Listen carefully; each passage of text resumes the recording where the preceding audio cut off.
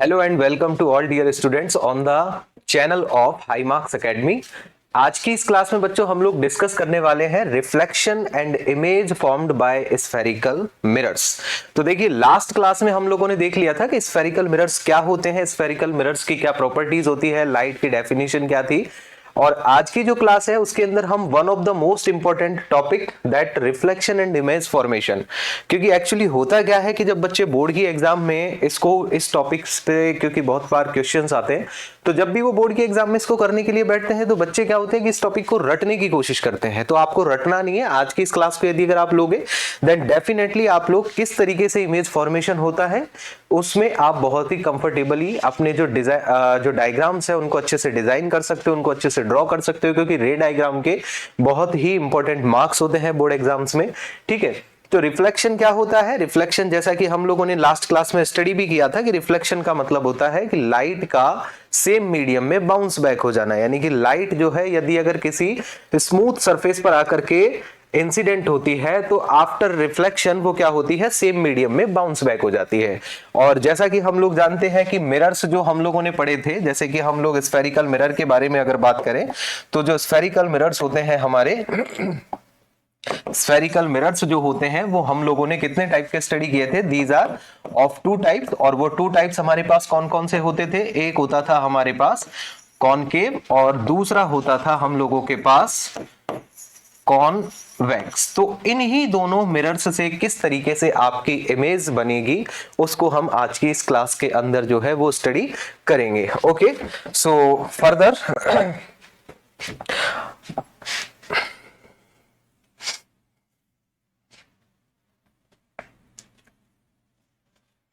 Yes, हमें image formation करने से पहले इमेज बनाने के लिए जो कुछ पर्टिकुलर रूल्स होते हैं, जैसे कि कोई भी जो रे ऑफ लाइट होती है वो इमेज कैसे, यानी कि क्योंकि इमेज जब हम पढ़ेंगे तो इमेज के लिए सबसे पहली चीज तो आपको ये पता होनी चाहिए कि हमें कम से कम रिफ्लेक्शन के बाद दो रेज की जरूरत होगी, क्योंकि वो दोनों रेज रिफ्लेक्ट होने के बाद जिस पॉइंट पर आकर के इंटरसेक्ट करेंगे उसी पॉइंट पर क्या बनेगी, उसकी इमेज बनेगी।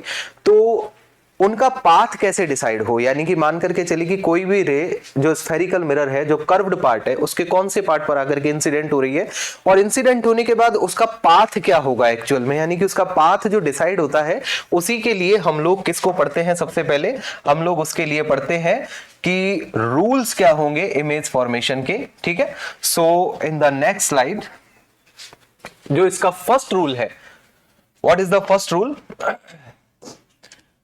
फर्स्ट रूल है हम लोगों के पास a ray of light falling on the mirror in the direction such as parallel to principal axis. आप देख सकते हो कि ये वाला जो मिरर है ये हमारे पास है, ये मिरर है हम लोगों के पास कॉन्वेक्स मिरर, और ये वाला जो मिरर है ये है हम लोगों के पास कॉनकेव मिरर। तो according to the first rule कि जब भी आपके पास जो रे है वो कुछ इस तरीके से इंसिडेंट हो कि वो आपके प्रिंसिपल एक्सिस के पैरेलल रहे, this is your principal axis. तो इस प्रिंसिपल एक्सिस के यदि अगर कोई भी रे पैरेलल होगी दोनों ही केसेस में, दोनों केसेस का मतलब कॉन्वेक्स मिरर में भी और कॉनकेव मिरर में, तो यहां पर आप देखिए because this is the convex mirror, in inner part is the reflecting and the outer part is the polished area. और जो कॉन्वेक्स मिरर होता है उसके अंदर जो आपका आउटर पार्ट होता है वो रिफ्लेक्टिंग होता है, जबकि इनर पार्ट होता है वो कैसा होता है, हमारा पॉलिश्ड होता है। तो कॉनकेव मिरर में यदि अगर कोई भी रे आपके प्रिंसिपल एक्सिस के पैरेलल आकर के इंसिडेंट हो रही हो तो आफ्टर रिफ्लेक्शन जिस पॉइंट से होकर के जाएगी वो कौन सा पॉइंट होगा बेटा आप लोगों के पास? वो होता है प्रिंसिपल फोकस। कौन सा पॉइंट होता है? That is your principal focus. Whereas in the case of convex mirror, यदि अगर आपकी रे जो है वो प्रिंसिपल एक्सिस के पैरेलल आकर के इंसिडेंट हो रही है तो वो रिफ्लेक्ट तो आपके पास इसी तरीके से होगी, लेकिन यदि अगर आप इस रे को बैक साइड में ड्रॉ करते हो तो ये रे आपके प्रिंसिपल फोकस से आते हुए हमें क्या होगी, अपीयर होगी। Therefore, according to this first rule, a ray of light falling on the mirror in the direction such as parallel to the principal axis passes through principal focus of the concave mirror, passes through the principal focus for the concave mirror, whereas appear passes, यानी कि इसमें क्या हो रही है, पास होती हुई appear हो रही है, क्योंकि एक्चुअल में ये रे इस तरीके से आती है, इस पर्टिकुलर पॉइंट पर आकर के इंसिडेंट होती है और यहां से ये सीधा इस तरीके से रिफ्लेक्ट हो जाती है।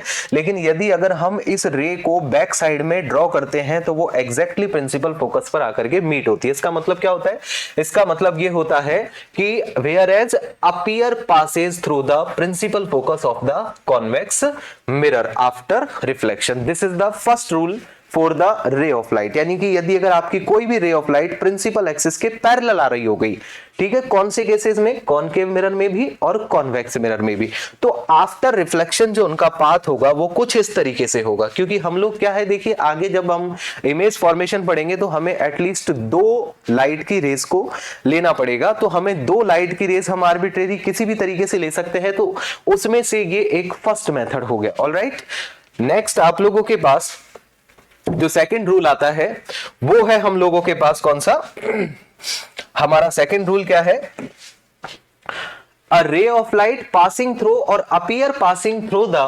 Focus point become parallel to the principal axis. यानी कि अकॉर्डिंग टू दिस रूल, अगर आपके पास कोई भी रे ऑफ लाइट कुछ इस तरीके से इंसिडेंट हो रही है, यानी कि वो प्रिंसिपल फोकस से आ रही है या आपके प्रिंसिपल फोकस पर आती हुई अपीयर हो रही है, ठीक है, ये अपीयरेंस बताती है, जो डॉटेड लाइन होगी, ठीक है, जो डॉटेड लाइन जो होगी वो हमेशा क्या बताएगी आपको, डॉटेड लाइन हमको हमेशा अपीयरेंस बताती है,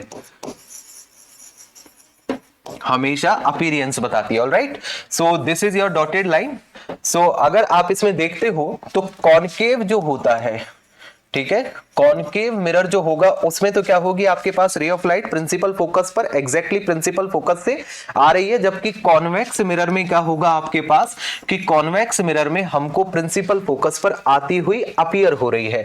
तो आफ्टर रिफ्लेक्शन क्या होगा, कॉनकेव मिरर में ये वाली रे प्रिंसिपल फोकस से आई और आपके प्रिंसिपल एक्सिस के पैरेलली क्या हो गई, पास आउट हो गई, और जबकि ये वाली रे आपके पास प्रिंसिपल फोकस के ऊपर आती हुई अपीयर हुई, लेकिन आफ्टर रिफ्लेक्शन ये हमको कैसे नजर आएगी कि ये आपके जो प्रिंसिपल एक्सिस है उसके पैरेलली आपके क्या हो गई है, पास आउट हो गई है। तो दोनों ही जो केसेस है, कौन सा, कॉनकेव वाला, कॉन्वेक्स वाला, आफ्टर रिफ्लेक्शन ये भी आपके प्रिंसिपल एक्सिस के पैरेलल जा रही है और ये भी आफ्टर रिफ्लेक्शन प्रिंसिपल एक्सिस के पैरेलल जा रही है। तो यानी कि पहला वाला जो केस था ये उसका जस्ट अपोजिट है।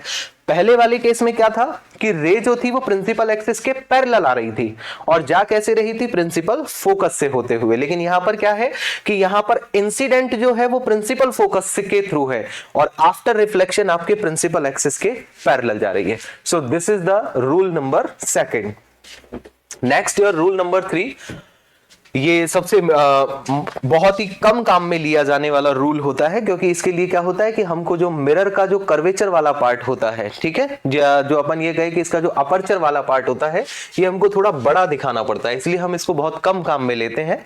कब कम काम में लेते हैं, जब हम इमेज को फॉर्मेशन या इमेज फॉर्मेशन के रे डायग्राम बना रहे होते हैं, ठीक है, फिर भी हम इसको पढ़ेंगे। देखिए अकॉर्डिंग टू रूल नंबर 3 क्या होगा, ray of light passing through centre of curvature और appear passing through the centre of curvature goes back into same direction after reflection. यानी कि इस रूल के अकॉर्डिंग यदि अगर आप मान करके चलिए कि हम यहां पर आपकी जो रे ऑफ लाइट है वो सेंटर ऑफ कर्वेचर से आ रही है, ठीक है, सेंटर ऑफ कर्वेचर के अलोंग जो है वो इंसिडेंट हो रही है, तो रिफ्लेक्शन होने के बाद सेम उसी डायरेक्शन में उसी पाथ को फॉलो करते हुए क्या हो जाएगी, रिफ्लेक्ट हो जाएगी, ठीक है। इस केस में भी यही होता है कि रे ऑफ लाइट जो है वो प्रिंसिपल, देखिए क्योंकि यहां पर क्या होता है कि centre of curvature back side होता है, किस तरफ होता है, पॉलिश्ड एरिया में होता है, तो एग्जैक्टली वहां तक तो नहीं जाएगी लेकिन हमें उस डायरेक्शन में आती हुई अपीयर होगी, ठीक है। तो जैसे ही इस तरीके से अपीयर हुई तो इस पर्टिकुलर पॉइंट पर इंसिडेंट होने के बाद में ये उसी पॉइंट पर और उसी पाथ को फॉलो करते हुए पीछे की तरफ चली जाएगी, ठीक है। तो यदि अगर कोई भी रे सेंटर ऑफ कर्वेचर के अलोंग इंसिडेंट हो रही हो तो रिफ्लेक्ट होने के बाद में वो रे अपने उसी पाथ को क्या करती है, अगेन रिपीट करती है। This is one and only one case in which the रे after reflection repeat its path, ठीक है, this is one and only one case. Next case में क्या है आपके पास, या नेक्स्ट जो रूल नंबर 4 है, ये बहुत ही अच्छा रूल है और इसको हम काफी जगह यूज भी करते हैं, कि अगर आपके पास जो रे ऑफ लाइट है वो एग्जैक्टली पोल पर आती हुई इंसिडेंट हो या पोल पर इंसिडेंट हो, तो जितने एंगल पर ये आएगी उतने ही एंगल पर क्या हो जाएगी, यहां से रिफ्लेक्ट हो जाएगी। यानी कि यदि अगर ये एंगल आपके इंसिडेंट आई है, समटाइम्स इसको हम थीटा आई भी लिख देते हैं और थीटा आर से हम लोग रिफ्लेक्शन को रिप्रेजेंट करते हैं, एंगल ऑफ रिफ्लेक्शन। तो एंगल आई जो होता है वो आपके पास एंगल आर के इक्वल होता है। याद कीजिए ये आपका रिफ्लेक्शन का रूल नंबर 2 भी था कि angle of incidence is always equal to angle of reflection. तो यहां पर वही चीज है कि जो जितने एंगल पर वो पी पर इंसिडेंट होगी उतने ही एंगल पर वो क्या हो जाएगी, रिफ्लेक्ट हो जाएगी। कौन से केस में, कॉनकेव वाले केस में। और यदि अगर आप कॉन्वेक्स के अंदर भी देखते हो तो सेम टाइप इसी के अंदर होता है कि यदि अगर कोई रे ऑफ लाइट आपके पास पोल पी पर आकर के इंसिडेंट हो, तो जितने एंगल पर वो इंसिडेंट होगी उतने ही एंगल पर, ठीक है, ये वाला एंगल आई यहां से यहां तक है, आर जो है वो यहां से यहां तक है, तो जितने एंगल पर वो इंसिडेंट होगी उतने ही एंगल पर वो क्या हो जाएगी, आपके पास रिफ्लेक्ट हो जाएगी।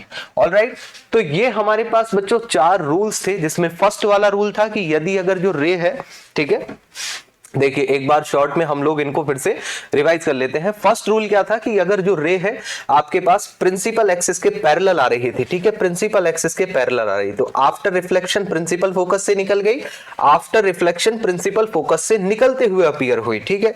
सेकंड वाला जो रूल था वो इसका जस्ट अपोजिट था कि यदि अगर प्रिंसिपल फोकस से आ रही है या प्रिंसिपल फोकस पर आते हुए अपीयर हो रही है तो आफ्टर रिफ्लेक्शन प्रिंसिपल एक्सिस के पैरेलल हो गया, आफ्टर रिफ्लेक्शन प्रिंसिपल एक्सिस के पैरेलल हो गया। थर्ड वाला जो रूल था वो क्या था कि यदि अगर सेंटर ऑफ कर्वेचर पर आ रही है, यदि अगर सेंटर ऑफ कर्वेचर पर आती हुई अपीयर हो रही है तो आफ्टर रिफ्लेक्शन दोनों ही केसेस में अपने पाथ को क्या होगा, रिपीट करेगी ये वाली रे। और जो नेक्स्ट वाला जो रूल था वो क्या था कि यदि अगर आपके पास पोल पी पर आकर के इंसिडेंट होती है तो जितने एंगल पर वो इंसिडेंट होती है उतने ही एंगल पर क्या हो जाती है, रिफ्लेक्ट होती है, ठीक है। A ray of light falling on the pole of the both type of spherical mirror reflect at same angle as the angle of incidence। तो ये हमारे पास 4 पैटर्न हो गए रेज को लेने के, जबकि आपको इमेज बनाने के लिए कितने पैटर्न्स की जरूरत है, ओनली 2 पैटर्न्स की जरूरत है। तो इन चारों में से आप कोई से भी 2 यूज कर सकते हो, कोई से भी मतलब अपनी इच्छा से कोई से भी 2, आप कोई से भी ले लोगे, आपका जो इमेज फॉर्मेशन होगा वो हमेशा सेम बनेगा, यानी कि इमेज फॉर्मेशन कभी भी चेंज नहीं होगा। आप इन चारों में से कोई से भी 2 अगर यूज कर लेते हैं तो नेक्स्ट जो हमारा पार्ट आता है बेटा वो आता है इमेज फॉर्मेशन। नेक्स्ट पार्ट हम लोगों का आता है image formation by concave mirror. तो देखिए यही वो पार्ट है जिसके बारे में हमने स्टार्टिंग में बात की थी कि स्टूडेंट्स क्या करते हैं, इनको ज्यादातर रटने की कोशिश करते हैं। रटने का मतलब कि एग्जाम टाइम आएगी तो वो कंफ्यूज हो जाएंगे कि इसकी इमेज कहां बन रही थी, कैसे बन रही थी, मतलब या फिर इनको रटेंगे तो क्या प्रॉब्लम हो जाएगी कि जब वो एग्जाम में कॉपी में ड्रॉ करेंगे तो 100% कहीं ना कहीं कोई ना कोई एक सिली मिस्टेक ऐसी कर देंगे जिससे कि उनका जो रे डायग्राम है वो गलत कंसिडर कर लिया जाएगा, ठीक है। इसलिए आपको बहुत ही केयरफुली ध्यान से, क्योंकि बोर्ड पर सारे आपके जो डायग्राम्स है वो बने हुए हैं, सिर्फ आपको ध्यान से समझना है, ठीक है। तो देखिए इसका पॉइंट क्या है, there are 6 ways for image formation by concave mirror, यानी कि ओनली 6 तरीके होते हैं जिनसे अपन कॉनकेव मिरर के अंदर इमेज फॉर्मेशन जो है वो करते हैं, ठीक है। जिसमें सबसे पहला केस क्या है, case 1 is when object is at infinity. Suppose कीजिए कि आपका जो ऑब्जेक्ट है, जैसे कि ये जो है हमने बनाया हुआ है, ये क्या है, A B is the object. A B क्या है आप लोगों के पास, ए बी जो है वो है ऑब्जेक्ट। यदि अगर ऑब्जेक्ट हमारे पास इंफिनिटी पर होता है, इंफिनिटी का मतलब है कि हमारे इस मिरर के अपर्चर से बहुत ज्यादा लार्ज डिस्टेंस पर हो, तो उस केस में हम ऑब्जेक्ट को कहते हैं कि ऑब्जेक्ट कहां है, इंफिनिटी डिस्टेंस पर है। तो इंफिनिटी पर होगा तो उससे आने वाली जितनी भी जो रेज होंगी वो सारी की सारी आपके इस प्रिंसिपल एक्सिस के पैरेलल मानी जाती है। तो मान करके चलिए एक रे हमने ये ले ली, जैसा कि हम लोग अभी पहले बात भी कर चुके हैं कि हमको इमेज बनाने के लिए सिर्फ 2 रेज की जरूरत है। एक रेज आपने इस तरीके से ले ली और एक दूसरी रे हम लोगों ने कुछ इस तरीके से ले ली। तो देखिए दोनों ही रेज आपने कैसे लिए, इस प्रिंसिपल एक्सिस के पैरेलल लिए है। तो पैरेलल लेने पर क्या होगा, कि ये प्रिंसिपल फोकस से निकल जाएगी, ये वाली रे भी जो होगी वो आपके प्रिंसिपल फोकस से निकल जाएगी।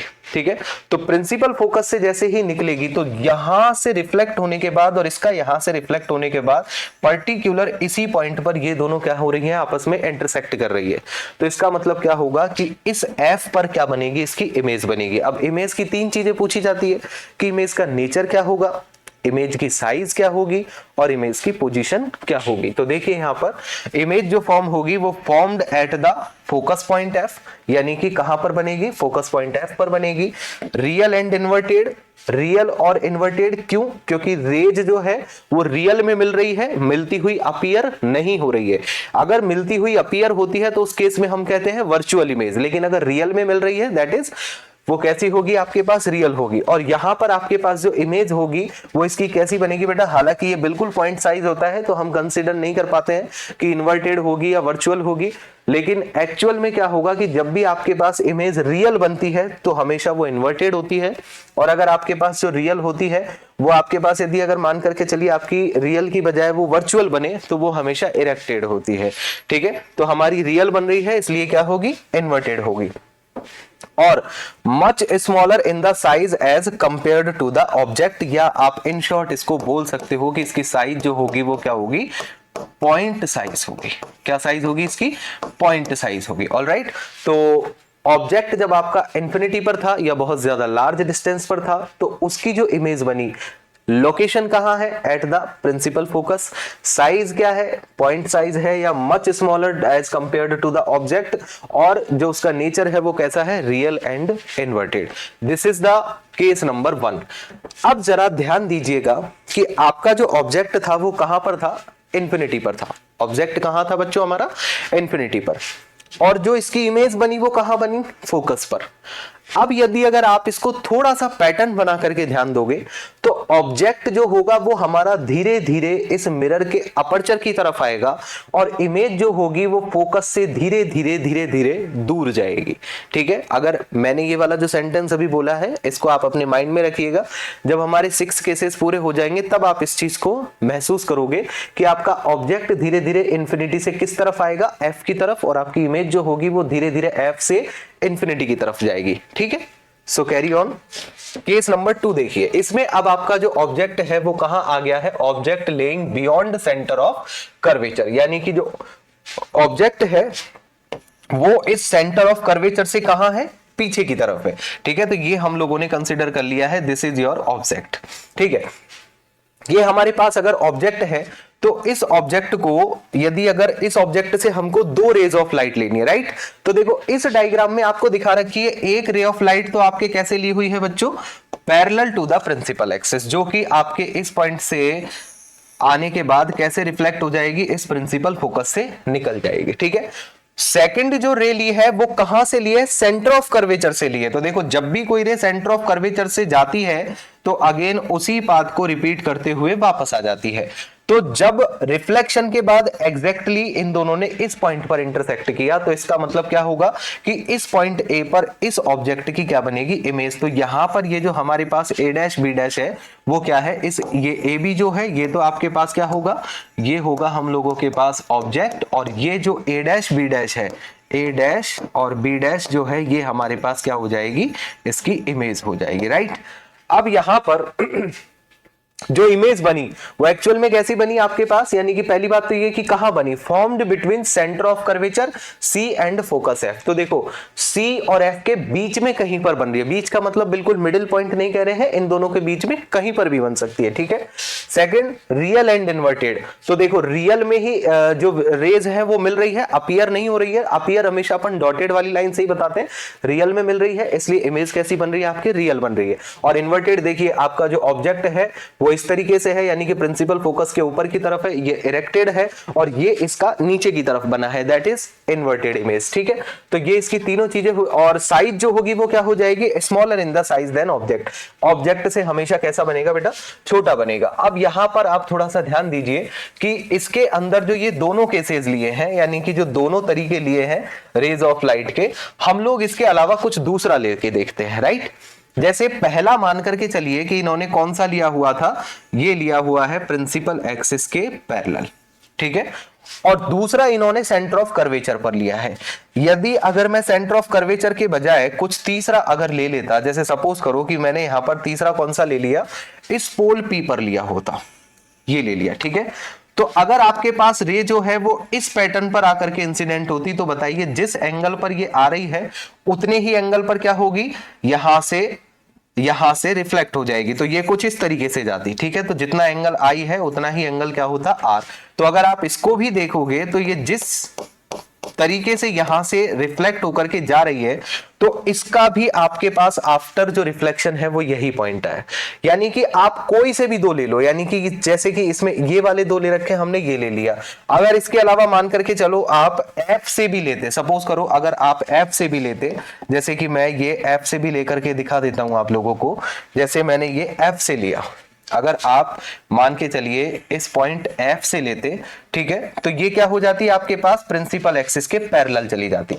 तो अगर आप यहां पर भी देखोगे तो भी इस ही पॉइंट पर क्या हो रहा है आपका इंटरसेक्शन, आफ्टर रिफ्लेक्शन इसी पॉइंट पर इंटरसेक्ट हो रही है।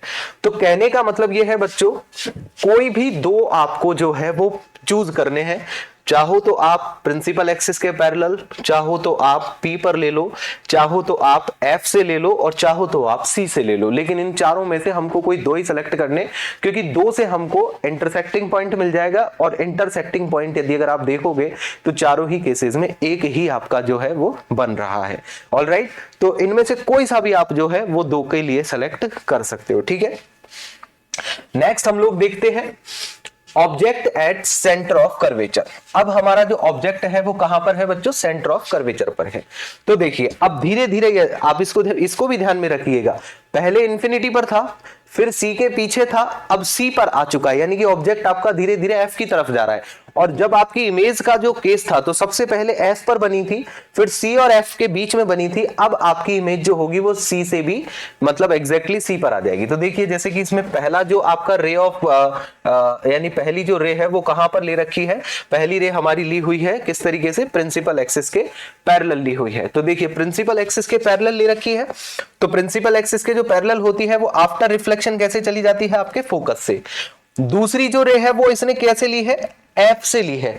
सपोज करो आपको एफ से नहीं लेनी है, अब देखो सी पर तो आप ले ही नहीं सकते हो क्योंकि आपका ऑब्जेक्ट एक्चुअली सी पर ही है, तो सी से तो आप कैसे लोगे, लेकिन आप ये तो ले सकते थे, जैसे ये मान करके चलो आपने पी से ले लिया, ये जिस एंगल आई पर आएगी तो ये उतने ही एंगल आर से आपके पास चली जाएगी, ठीक है बेटा। तो देखो ये वाला भी, यानी कि यहां से यदि अगर आप इस तरीके का भी ले लेते हो तो भी आपके पास जो इंटरसेक्टिंग पॉइंट होगा वो यहीं पर आएगा। दैट इज पाथ आप कोई सा भी सेलेक्ट कर सकते हो। तो ये वाला केस क्या हो गया।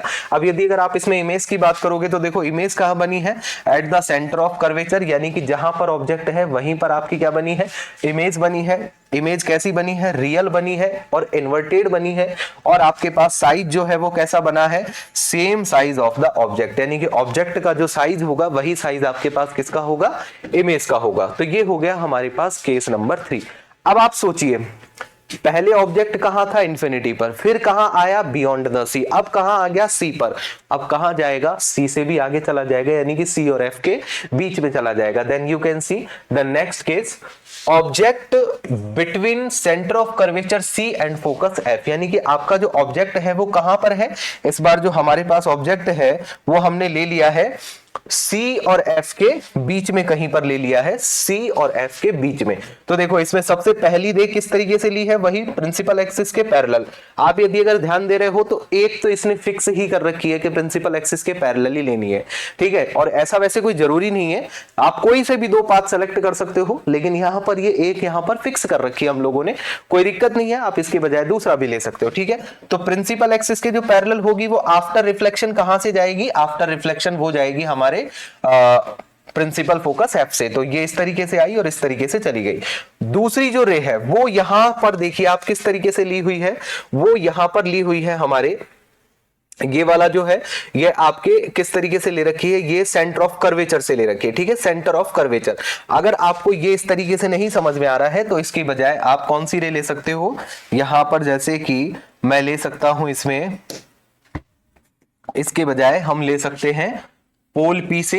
देखो ये पोल पी से आपने लिया तो जितने एंगल पर ये आएगी उतने ही एंगल पर ये क्या हो जाएगी, यहां पर जितने एंगल आई पर ये आई उतने ही एंगल आर से ये चली जाएगी। ठीक है, तो ये भी इसका हो सकता है। और अगर आप चाहते तो इसको एफ से भी ले सकते हो, आप जो है वो इसको एफ से भी ले सकते हो।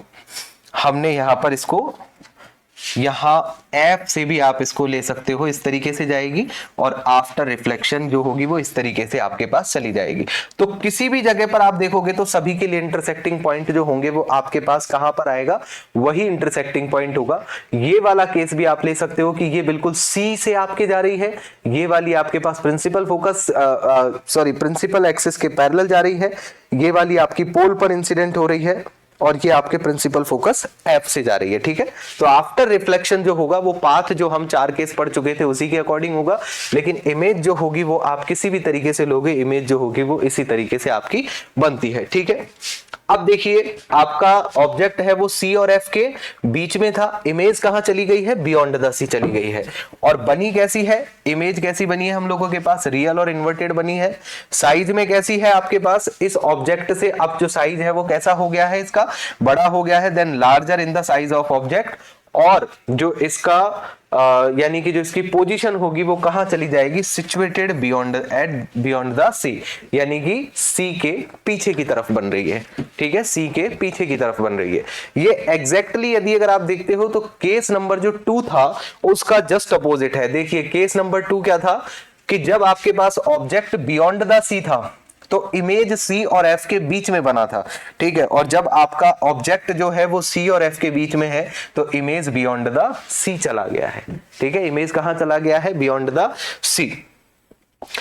नेक्स्ट केस, जब हमारे पास ऑब्जेक्ट जो है वो कहां पर हो, ऑब्जेक्ट जो है वो हमारा कहां हो, ऑब्जेक्ट कहां पर है हमारा, एट प्रिंसिपल फोकस। कहां पर है ऑब्जेक्ट हमारा, प्रिंसिपल फोकस पर है। तो देखो प्रिंसिपल फोकस पर है तो एक रे ऑफ लाइट तो आपने वही प्रिंसिपल एक्सिस के पैरेलल ले ली जो कि प्रिंसिपल फोकस से निकल गई, और दूसरी रे ऑफ लाइट आपने किस तरीके से ले ली, सेंटर ऑफ कर्वेचर से, तो वो बिल्कुल सेंटर ऑफ कर्वेचर पर अपने ही पाथ को क्या करेगा, रिपीट करेगा।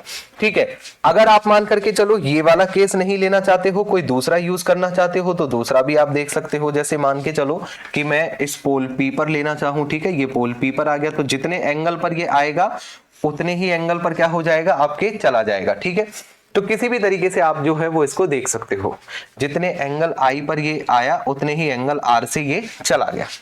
ठीक है, तो इन दोनों ही केसेस में यदि अगर आप देखोगे तो जो रे ऑफ लाइट है, देखो ये वाली रे ऑफ लाइट भी क्या है आपके पास, एग्जैक्टली पैरेलल है। ठीक है, ये आपके पास एग्जैक्टली क्या है बेटा, पैरेलल है। और ये वाली भी जो सी वाली थी ये भी आपके एग्जैक्टली पैरेलल आ रही है। पैरेलल का मतलब क्या होता है, जब भी दो लाइनें पैरेलल होती हैं, पैरेलल का मतलब होता है उनके दो पॉइंट के बीच में, ठीक है, जो भी आपके पास जो नॉर्मल डिस्टेंस होगी है या परपेंडिकुलर डिस्टेंस होती है वो हमेशा क्या रहती है आपके पास, इक्वल रहती है। तो जो पैरेलल लाइंस होती है, पैरेलल लाइंस जो होती है वो नेवर इंटरसेक्टेड। ठीक है, नेवर इंटरसेक्ट, यानी कि पैरेलल लाइंस जो होंगी वो कभी भी आपस में एक दूसरे को इंटरसेक्ट नहीं करेंगी।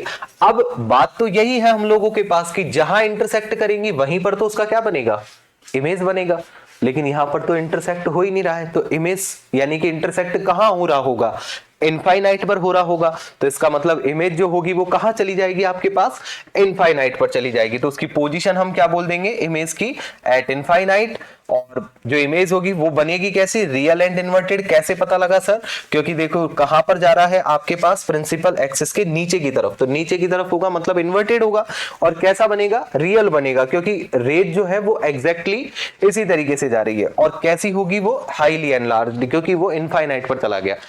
अब यदि अगर आप इस केस को भी थोड़ा सा कंपेयर करके देखो तो जो फर्स्ट वाला केस था उसमें हमारा ऑब्जेक्ट था एट इंफिनिटी, तो उसकी इमेज बनी थी एफ पर, और यहां पर क्या है आपके पास, ऑब्जेक्ट जो है वो है एफ पर, तो इमेज चली गई आपके इंफिनिटी पर। ठीक है, देखो आप देख सकते हो जो केस नंबर फर्स्ट था हमारा, ये कुछ इस तरीके से ही था कि आपका ऑब्जेक्ट इंफिनिटी पर था, इमेज एफ पर थी, और यहां पर जो है हमारा वो क्या है, ऑब्जेक्ट जो है वो हमारा एफ पर है, तो इमेज कहां चली गई है, इंफिनिटी पर। ठीक है, अब आता है इसका नेक्स्ट केस, और one of the most important case जो कि बोर्ड की एग्जाम में पूछा भी आपके जाता है, क्योंकि ये स्पेशल एकमात्र केस ऐसा है इसका कॉनकेव मिरर का जिसके अंदर इमेज आपकी वर्चुअल एंड इरेक्टेड होगी। कैसी होगी? वर्चुअल एंड इरेक्टेड होगी। तो देखिए यहां पर आपके पास जो ऑब्जेक्ट है वो एफ से भी आगे चला गया, यानी कि एफ और पी के बीच में आ गया है। अब यदि अगर ऑब्जेक्ट हमारा एफ और पी के बीच में हो तो भी हमको वही यानी कि रेस तो दो ही लेनी है, ठीक है, क्योंकि इंटरसेक्ट के लिए हमको दो ही रेस चाहिए। तो पहली तो वही आपने सेम उसी तरीके से ले ली है कि प्रिंसिपल एक्सिस के पैरेलल है, एफ से चली गई। और यदि अगर दूसरी आपने कैसे ले ली है, at the centre of curvature, तो सेंटर ऑफ कर्वेचर से ली है तो भी वो कैसी चली जाएगी हम लोगों के पास, सेंटर ऑफ कर्वेचर से जो हम लेंगे वो उसी पाथ को रिपीट करेगी। अब यदि अगर आप इन दोनों रेस को देखते हो तो ये दोनों ही रेस क्या होती है, इस डायरेक्शन में तो मिलेंगी नहीं, लेकिन यदि अगर हम इन दोनों ही रेस को बैक साइड में अगर लेकर के जाएं तो बैक साइड में ले जाने पर ये इस पॉइंट पर क्या हो रही है, पर्टिकुलर इस पॉइंट पर जो है वो इंटरसेक्ट करेंगी। और जब इस पॉइंट पर इंटरसेक्ट करेंगी तो इसका मतलब क्या होगा कि इसी इंटरसेक्टिंग पॉइंट पर इसका क्या बनेगा, जो इमेज है वो फॉर्म होगा। ठीक है, अगर आप मान करके चलो इन दोनों के अलावा कोई और भी पाथ लेना चाहते हो, जैसे सपोज करो कि मैं यहां पर जो है वो आपके पास ये वाला पाथ अगर सेलेक्ट कर लूं कि पोल P पर आई, ठीक है, तो जितने एंगल I पर ये आएगी उतने ही एंगल R पर ये चली जाएगी। ठीक है, तो फर्दर अगर आप इसको भी यदि अगर बैक साइड में ड्रॉ करते हो तो इसका भी जो इंटरसेक्टिंग पॉइंट होगा वो इसी तरीके से आएगा। ठीक है, इसी तरीके से जो है वो इंटरसेक्टिंग पॉइंट हमको मिलेगा, यानी कि आपका इमेज जो होगा वो अभी भी यहीं पर बनेगा। तो वो मैंने आपको पहले भी बता दिया है कि आप जो हमारे पास चार पैटर्न थे, ठीक है, रिफ्लेक्शन के, कि चार जो रूल्स थे उनमें से कोई से भी दो रूल्स के अकॉर्डिंग आप रेज को सेलेक्ट कर सकते हो। इमेज आपका हमेशा चारों में से दो का कोई सा भी लोगे पेयर हमेशा सेम जगह पर ही बनेगा। ठीक है, तो ये इस तरीके से भी आप ले सकते थे। ठीक है, ये इस तरीके से हो जाएगा।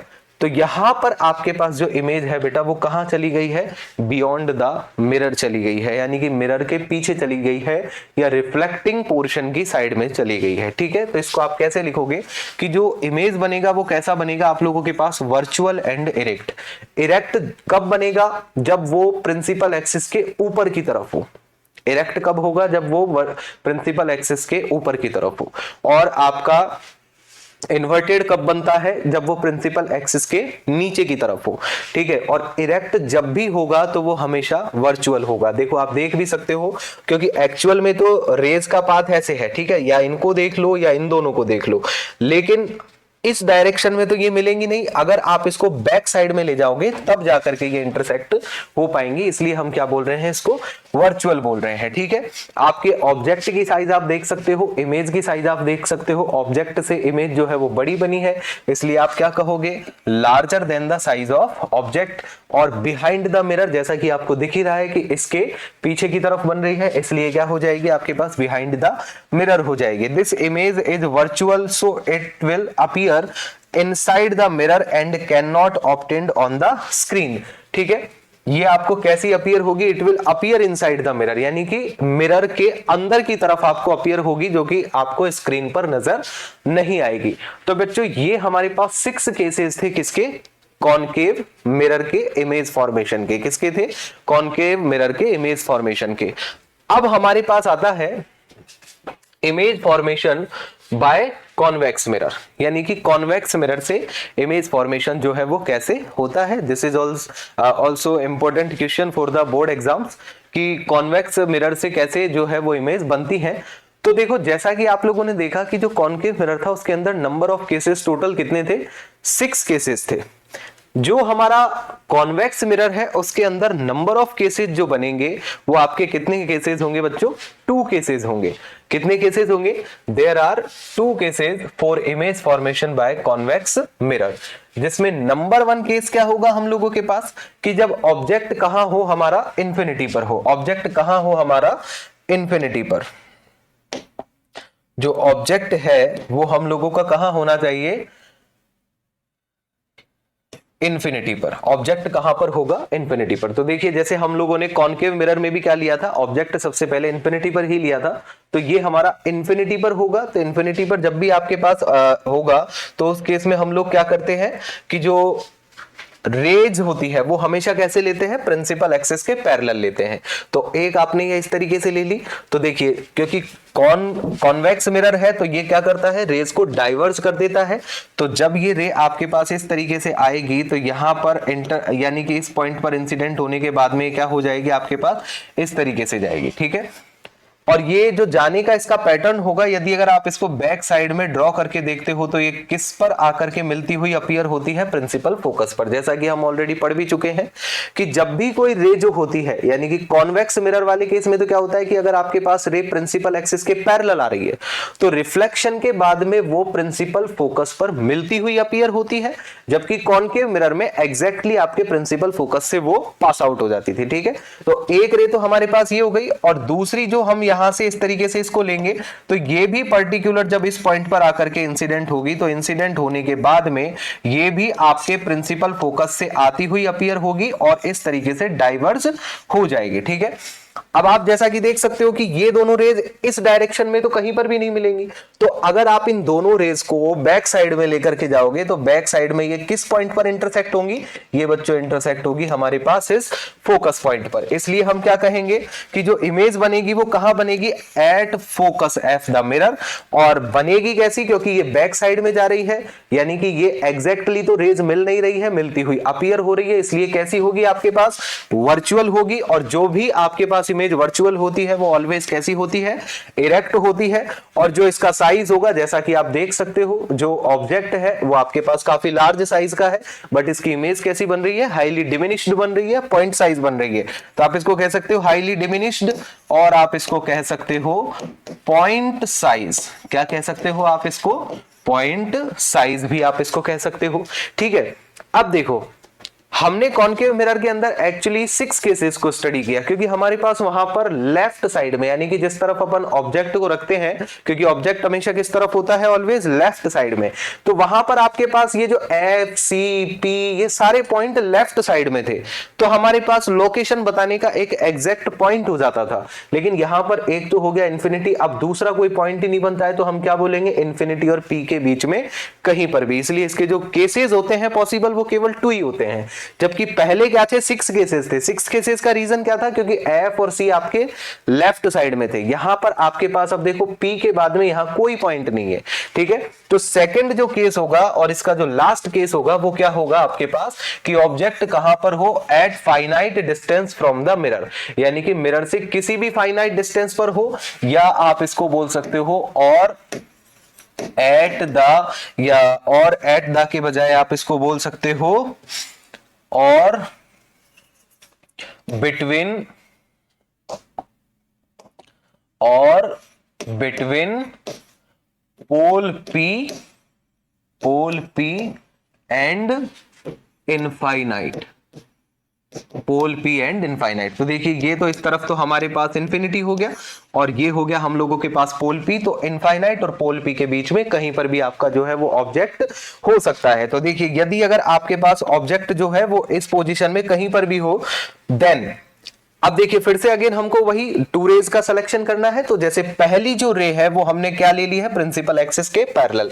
इफ यू ऑब्जर्व तो हमने इस रे को तो बड़ा ही कांस्टेंट रखा है। 6 केसेस जो कॉनकेव के थे उसमें भी हमने इसको कांस्टेंट रखा था। कांस्टेंट का मतलब ये फिक्स थी, एक तो अपन ने यही ले रखी थी, क्योंकि इसको थोड़ा सा क्या होता है, लर्न रखना आसान होता है कि प्रिंसिपल एक्सिस के पैरेलल आई और आफ्टर रिफ्लेक्शन आपके पास कहां से, एफ से जाती हुई अपीयर हो रही है।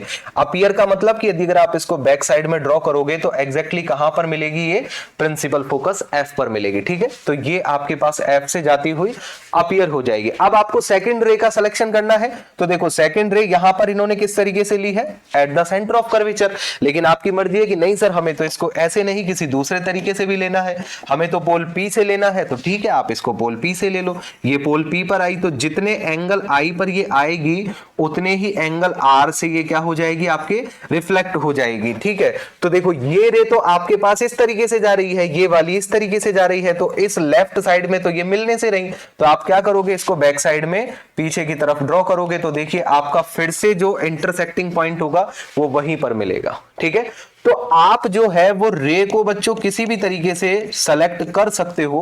आप सी पर भी ले सकते हो, आप पी पर भी ले सकते हो, और अगर आप चाहते तो इसको एफ की डायरेक्शन में भी ले सकते थे। जैसे सपोज करो आपको यदि अगर ये एफ से भी लेनी होती, सपोज कीजिए कि हमें सर एफ से भी लेके दिखाओ, तो देखो एफ से कैसे लोगे आप इसको, एफ पर इंसिडेंट होते हुए बताओगे, यानी कि इस तरीके से, ठीक है, ये आपके एफ से हो गई, ठीक है। तो जब भी एफ से जाती है तो वो आपके किस तरीके से हो जाती है, प्रिंसिपल एक्सिस के पैरेलल चली जाती है, ठीक है। तो अब फिर से ये इस डायरेक्शन में तो मिलेगी नहीं, तो आप इसको बैक साइड में अगर लेकर के जाओगे तो अगेन यू कैन ऑब्जर्व कि इसका जो इंटरसेक्टिंग पॉइंट है वो भी उसी पॉइंट पर आया है, ठीक है। तो चारों हो गए हैं इसके अंदर, ये आपके पास P पर भी हो गया है, ये आपके पास F पर भी हो गया है, ये आपका C पर भी हो गया है, और ये आपका प्रिंसिपल एक्सिस के पैरेलल भी हो गया है। तो पाथ आप कोई सा भी सेलेक्ट करो, क्योंकि हमें सेलेक्ट तो 2 ही करने हैं एटलीस्ट, ठीक है। लेकिन बच्चे क्या होते थे, बच्चों को प्रॉब्लम आती थी कि वो एक्चुअली इनको रटते थे कि सर हम कौन सा यूज करें। तो मैंने आपको क्या बताया कि पाथ आप कोई से भी सेलेक्ट करो, चारों में से 2 कोई से भी सेलेक्ट करो, बस आपका डायग्राम थोड़ा सा साफ बनना चाहिए। जो ये अपर्चर है इसको आप जितना बड़ा बनाओगे, एग्जाम की कॉपी में बड़ा बनाओगे, तो उससे क्या होगा कि आप ये सारे पॉइंट को अच्छे से बना सकोगे। And the last point is this कि जब भी आप इस F और C को दिखाओ डायग्राम में, तो बच्चों आपको बहुत ही स्पेशली, बहुत ही बारीक चीज है ये ध्यान रखनी है कि ये दोनों डिस्टेंस आपकी दिखने में इक्वल दिखनी चाहिए, ठीक है। स्केल का तो हम यूज नहीं करते हैं कि नहीं सर हम 5 सेंटीमीटर 5 सेंटीमीटर, लेकिन अगर आप डायग्राम बनाओगे तो ये F और C जो है वो आपको इक्वल दिखानी है। क्योंकि देखो मैं आपको दिखा देता हूं कि एक्चुअली बच्चा क्या करता है, इस तरीके से डायग्राम बनाएगा। जैसे ये कॉनकेव का ले लिया, उसने F को तो यहां दिखा दिया है और C को वो यहां दिखा रहा है, ठीक है, ये पॉइंट C है। अब आप देखिए C और F के बीच में इतनी डिस्टेंस उसने दिखा दी, और P और F के बीच में इतनी सी डिस्टेंस दिखाई है, क्या ये सही है? नहीं, ये गलत होगा, ठीक है। तो इस टाइप की गलतियों से आपको बचना है, ठीक है। जो डायग्राम्स है उनको थोड़ा सा अच्छे तरीके से बनाना है। और ये 6+2 केसेस थे आपके पास, 6 केसेस कॉनकेव मिरर के थे, और 2 केसेस जो थे वो हमारे किसके थे, हमारे 2 केसेस थे कॉन्वेक्स मिरर के। क्लियर? तो इस तरीके से ये आपको 8 केसेस कंप्लीटली लर्न रखने हैं। मिलते हैं नेक्स्ट वीडियो में, और ये जो टॉपिक है आपका एग्जाम के लिए बिल्कुल रेडी है। Thank you so much.